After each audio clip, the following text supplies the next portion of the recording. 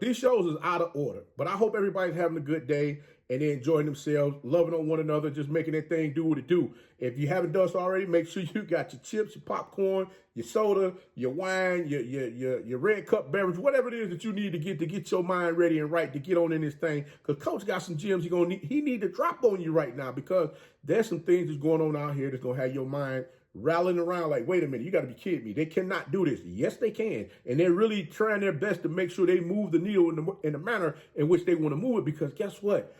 It's too much freedom for these athletes out here to make moves in the manner in which they make it moves. So we're going to talk about a few things that's going to have you sitting there like, uh-oh, let me grab my young man, let me grab my young lady, pull them aside and get them to understand this decision is more important than what they really believe it to be. All this bouncing around like usual, guess what? It ain't going to keep going on in the manner which is going on, because these folks trying to bring this thing to a screeching halt. But hey, like I said, hold on, get your cover, get your pillow. Well, they don't need no pillow, because ain't no need you going to sleep. Better get your notepad so you can go ahead and write down some of this stuff that's going on. But we're going to talk about it, because you know what? Y'all could have been anywhere, but y'all came to hang out with your favorite coach. And like I always tell you, I don't look in the rearview mirror. I look in the wide. I look in that daggone, that front mirror right there in front of me, that front windshield of life, because you know what? It's so wide. You can see everything right there for you. You're not, everything ain't closed down for you real small like that rearview mirror. So we're going to go ahead. We're going to move some things around right quick and get this thing going, because what I tell you, these folks is trying to make some changes out here for these athletes, boy, that's going to be truly unfair. Y'all be sitting there shaking your heads like, God, dog, what are we thinking about? Listen, make sure your next move is your best move. That's all Coach trying to tell you. But signing day is right around the corner. We are less than 2 weeks away.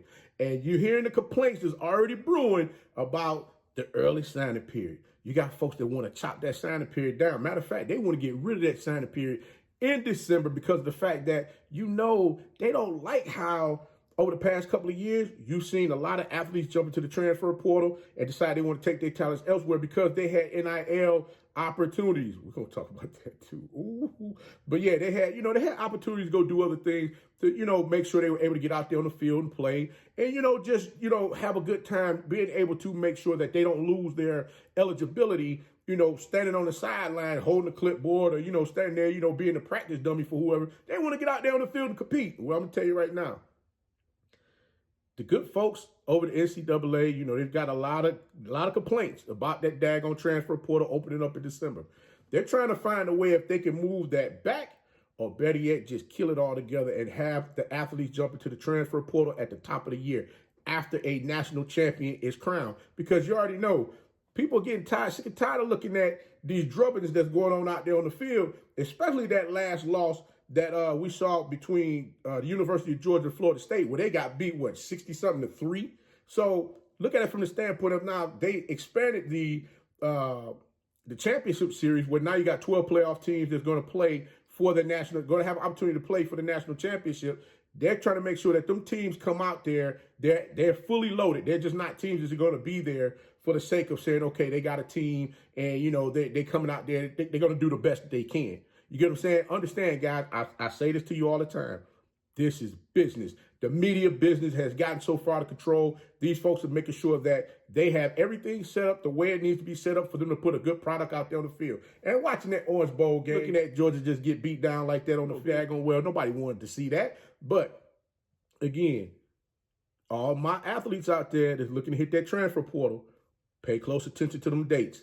Because if by chance you see at the end of this year, or in 2025, they shut that daggone early transfer portal date off in December, don't get mad. Coach told you first. I'm just telling you right now. Please pay attention to what I'm telling you, all right? But, we're going to move on from that. We're going to talk about the ongoing saga that's going on at the highest of 7 hills in Tallahassee, Florida, with the FAMU Rattlers, the 2023 HBCU national champions. They still have not given us the name of a new head football coach. And now you're starting to see athletes decide they're going to take their talents and jump into the transfer portal. Guys, you knew this was going to happen. There's no way in the world we can continue to keep sitting around wondering, okay, we got time. You don't have time. Signing day is February 7th. February 7th is less than 2 weeks away. And these athletes are wanting to know who's going to be their leader out there on the field. Who's bringing the athletes into the program that's going to make sure things are structured in the manner in which they need to be structured so that they can move forward? Who's going to be the offensive coordinator? Who's going to be defensive coordinator? Who's going to be the position coaches? Who's going to be the weight trainer? Who's going to be, who's going to be out there on the field with them when they go into battle? These are things that they need to know. And a lot of these athletes that's taking their talent seriously as far as the direction that they're looking to go, peace up, A-Town down. They out. They're not even going to keep playing around with it right now. This young man decided he was going to go ahead and jump into the portal. Johnny Chaney Jr. played linebacker for the FAMU Rattlers National Football Championship team last season. This young man is a senior. Last season, this young man had 73 tackles, 7.5 tackles for loss, 3 sacks, and 1 fumble recovery. Now, like I stated before, FAMU is trying to figure out exactly what it is that they're going to do when it comes down to getting that new head football coach in there. Look, guys, I know you guys, I understand that you got the AD/vice president, Ms. Sykes, as well as you got the different auxiliaries, the support organizations that support FAMU. I know everybody, y'all sitting there at the table right now, and it's like an impasse where everybody sitting there looking at each other trying to see who's going to blink first. Go on and blink. No, you blink. You blink. No, you blink. Go on and blink. No, you blink.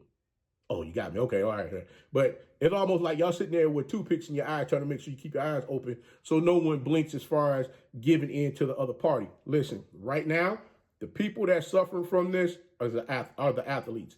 And we got to make sure that we put something in place for these athletes to benefit as far as what the program has to offer. Now, if it's not about that, then guys, I'm going to tell you right now, this is going to look real ugly. It's getting to the point to where now it's starting to get ugly. And truth be told, I want to see exactly what the Rattlers do next season. And I got a show that I'm loading it up in which I want to discuss some things that, I know they're gonna hit hard, they're gonna hit close to home as far as, some folks they're gonna feel a particular way towards coach. But I'm just gonna tell you right now, sometimes what isn't said needs to be said. And, I understand a lot of FAMU Rattler alumni fans and boosters and so on and so forth. They say, hey, this is FAMU league business. This ain't your business. Move up out of here. You don't need to come talk about this. Sometimes you need an outside party to speak the truth and say what's really going on for everybody to comprehend what's going on so that we can move this thing forward. Some people's feelings get stepped on or, feelings get hurt as far as, things that are said. But Coach ain't going to say them to you in malice. I'm going to say them to you in love because honestly, truly, I want to see the program. I want to see the program flourish. I want to see it do great things out here. I don't want to see it,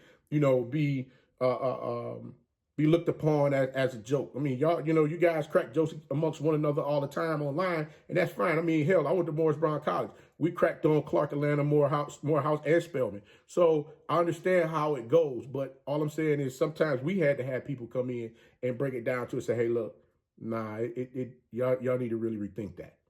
So we're going to say that for another time. We're going to come back and touch that. But we want to talk about money. Let's talk about the money. The money was the issue that they say was going on over there at FAMU as far as we get the head coach into the program. The money was the issue as far as them saying that they couldn't pay the former head football coach Willie Simmons to stay at FAMU, right? Well, let's talk about the money that these athletes is getting when it comes to their NILs, right? The crazy part is what's so funny about this is the fact that, and I got to give this young man credit. He's not a part of the HBCU, but this young man took the initiative to stand up and say, you know what, I'm going to speak on this because I feel that this is fair for the athletes to make sure that they get their piece as far as what they're able to do out there on the field when it comes to the NILs. Now, quiet as kept. Your Senate, those wonderful people that you put in office, they're looking at the collectives now because now they want to understand where's this money coming from for these athletes to go play at these particular universities and colleges because there's nowhere in the world that they have the type of finances for, those athletes to consider they want to go there instead of them coming over here. So now they're wanting to find, okay, who's giving up the money, how much money they're giving them, when are they giving this money, and how often are they going to receive the money. But as I stated before, a young man decided he was going to go up on Capitol Hill. He was going to speak on exactly what was going down. UCLA quarterback Chase Griffin spoke on Capitol Hill, I believe it was last week, about the Fair College Sports Act, in which the Fair College Sports Act is addressing NILs and intends to create a federal legislative body to see and enforce rules for the NILs. Wait a minute. Y'all see Coach had to scratch his head, right? I thought when the NILs came, when each state decided that they want to allow collegiate athletes to get NIL deals, each state had their own laws. So how somebody gonna come in here and legislate this all of a sudden? So you remember I said before, the NCAA not putting rules in place because they didn't want their hands in it was going to become a problem. And guess what? We're now standing on the forefront of here comes the problem. And when you got a problem that no one wants to put their hands in and get their hands dirty, now we got bigger issues because of the fact that no one wants to accept the responsibility. Everybody wants to say, hey, well, the states put it in play for them to get the money and do the things that they need to do. Well, you know what? The young man, he letting everybody know, look, you guys trying to come here and make a change, it doesn't quite work that way. I mean, if you expected the government to come in and provide some type of regulations if you didn't expect the government to come in and try to regulate money for athletes that's getting out here making some serious coin playing collegiate football, and you got this transfer portal bouncing around all over the place where everybody can just jump into the portal and go wherever it is that they want to go to continue playing collegiate sports, come on, guys. Y'all must be crazy. Then, listen, when you have your state representatives that's on the state level that went to a lot of these universities where you're seeing athletes decide that they want to take their talents and go somewhere else and not come play for the university that they formerly attended. And then you got people that's up in the Senate who went to them same universities. They're starting to get upset because they're like, wait a minute, we don't get them bragging rights no more. And then you got the other folks that's making fun of them, talking about, yeah, our dollars are a little bit longer than y'all's. We can go ahead and get these athletes here. Y'all can't do what we do. But see, the thing is, people don't understand, when you know how to relate to people, it works. When you understand your people, you're able to relate to them.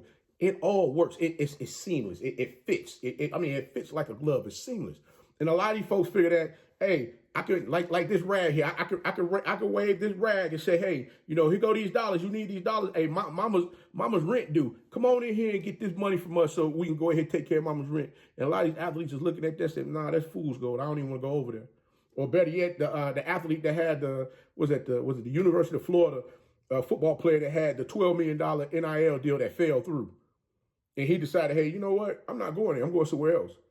And everybody was up in arms because this young man decided he wanted to leave. Why are you mad for him? Why are you mad about him leaving when you didn't have the deal in place like you should have in the first place?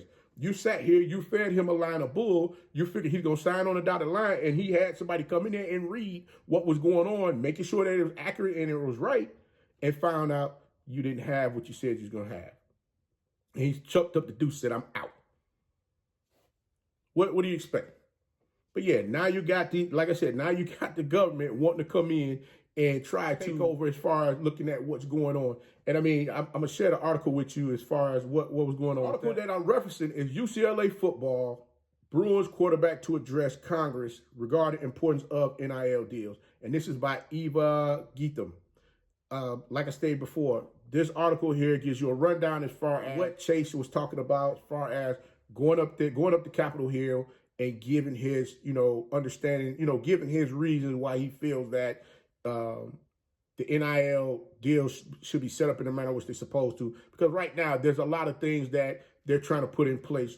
As I stated before, there's bills that's popping up all over the place, guys. Please pay attention to what's happening when it comes down to them trying to govern the money that you're getting coming from these collectives as well as these as well as these businesses concerning NILs. They want to know exactly what's going on. If you blow your nose, they want to know. If you wiping your behind, they want to know. Matter of fact, they might want to come in there and check the tissue. I know that's nasty, but I'm just saying. But keep in mind, this is what's happening right now because there's too many young athletes that's getting rich. And they don't like that. So I'm just telling you right now, this is what's happening. So keep your eyes on that one as well. But Jackson State, they're losing a coach over there in the program. Jackson State is losing the coach within the program. Co-offensive coordinator and lineman coach Onye Buegu is moving on to South Alabama University to become the lineman coach there. Coach O came over from Northern Illinois State, and now he's moving on to go to South Alabama University to be the lineman coach over there. So wish you well, Coach. Look forward to you doing some great things over there within the program. Now, remember the last show, I said to everyone, Deion Sanders will keep you talking even when he's not saying anything at all. Well, like I stated before, the excitement is always there when Coach Prime's got something going on that keeps the masses, keep everybody's eyes open and wanting to see exactly what's going on, because people want to see what's transpiring with the Colorado Buffaloes football program. I'm sure many of you have seen the violations that Colorado reported on themselves to the NCAA, so they make sure that they don't get hit in the head with a bunch of fines and penalties and things of that nature.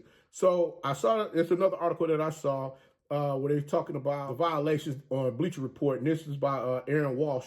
One of the violations that they were talking about in particular was transfer portal violations, in which the Buffs had a few athletes that didn't have active in their transfer portal. Now, another one was a high school coach submitted transcripts to Coach Prime for a recruit that was not in the portal yet. That's a big no-no. But again, like I stated before, the Colorado University sports athletic department, they were on point as far as things that were going on. They made sure that they reported them themselves to the NCAA. Not only that, but they had, Coach Prime loves being on social media. Social media, they took a hit for that because Colorado had a recruit that verbally committed to the university, in which he was on social media with the head coach for more than a couple of minutes. And this young man decided he was going to flip his commit and go to Texas. So now that is some type of violation as well, that Colorado got hit with that also. Another violation was the issue with forbidden game day simulation.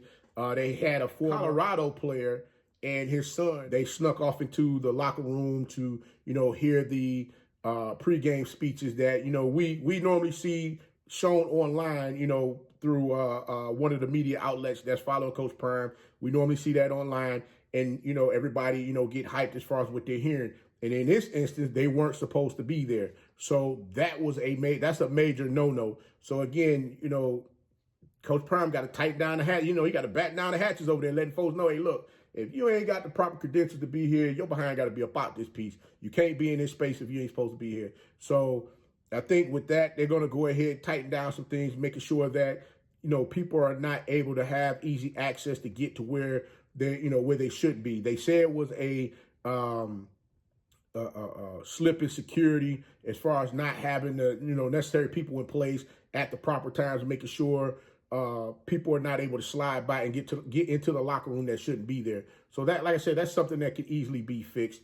And this happened at one of the home games, I believe. So we'll see how you're going to see some changes going within that, within people getting in that locker room. So that's going to be something interesting to see, because that's something that they always do, especially when they have the different artists and whatnot come, to the locker room, and they're with the athletes prior to the game. I'm sure that will probably still happen, but people that don't have access, that don't have that access badge, they're not going to be allowed to come into that locker room like how this instance happened. I'm sure this probably was a one-off that happened, and they got it resolved immediately, and we didn't hear it. We probably won't hear no more about that happening, anything like that happening. So I'm sure they got that taken care of also. But the last violation was strength and conditioning intern. They had an intern that came in there, was giving strength and conditioning to the athletes, and they were not one of two that was assigned or had permission to do that. So that was a violation as well.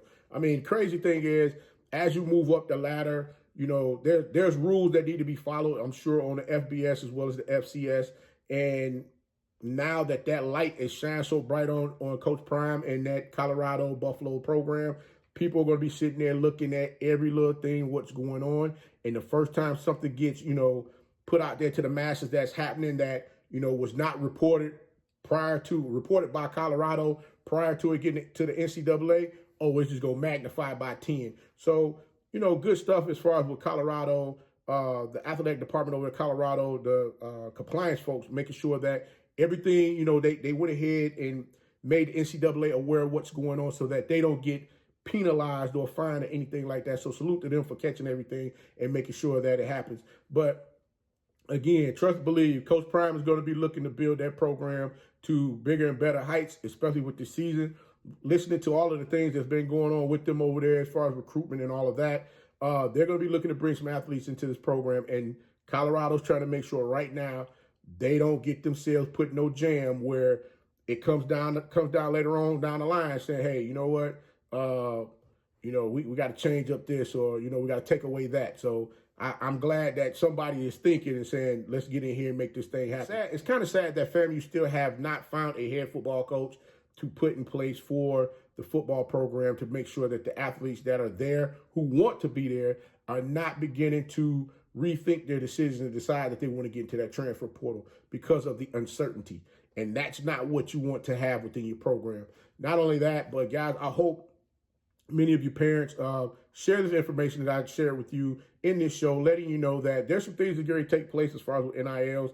If your athlete has an NIL or they're looking to get NILs, they definitely want to start doing their research online to find out what's going on as far as what these bills are being passed and how they're looking to try to get in your pockets, or better yet, try to pause your pockets, keep you from getting that money in your pockets. So like I said, I just wanted to share all of that with you guys to give you some insight on what's happening. But guys, Coach gonna go ahead and get up on out this thing. But until next time, be the one and lead.